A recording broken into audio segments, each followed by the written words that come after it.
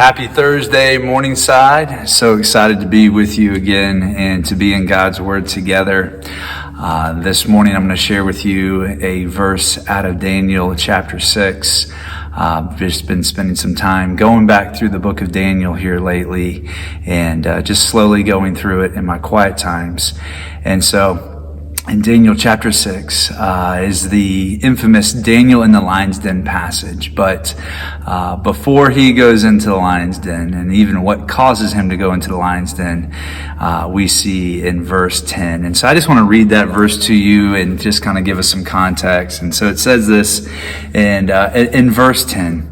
It says, "When Daniel learned that the document had been signed, he went into his house.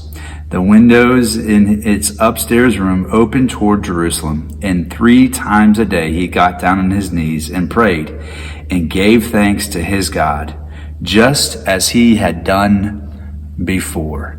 And just to remind everybody of what's happening in Daniel 6, Daniel is still in captivity. There is a new king, is King Darius. King Darius likes Daniel, actually put Daniel over the whole kingdom and was over all the other governors and administrators, but they were not happy with Daniel and did not like that. They tried to find fault in his life, but they could not find anything wrong with him except for his faithfulness to God. And so they had the king sign an edict that went into practice that for 30 days, nobody could petition their God. And so Daniel, once he finds out about that in verse 10, what does he do? He goes home and he prays. Not only does he pray, but he prays with his windows open. He prays not just once, not just twice, but he prays 3 times. And what I love about this is that when he prays, he is first giving thanks to God. But the phrase that really stuck out, that God just really put in my heart and convicted me of, was the last few words in Daniel chapter 6, verse 10. It says, "Just as he had done before."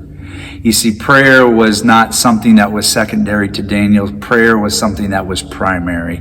Prayer was something that was usual. And so even though a law was put into place to where prayer should have been taken away from him, that wasn't going to change Daniel's habits at all. And I just think about in my own life, if prayer were taken away, how much of my life would change.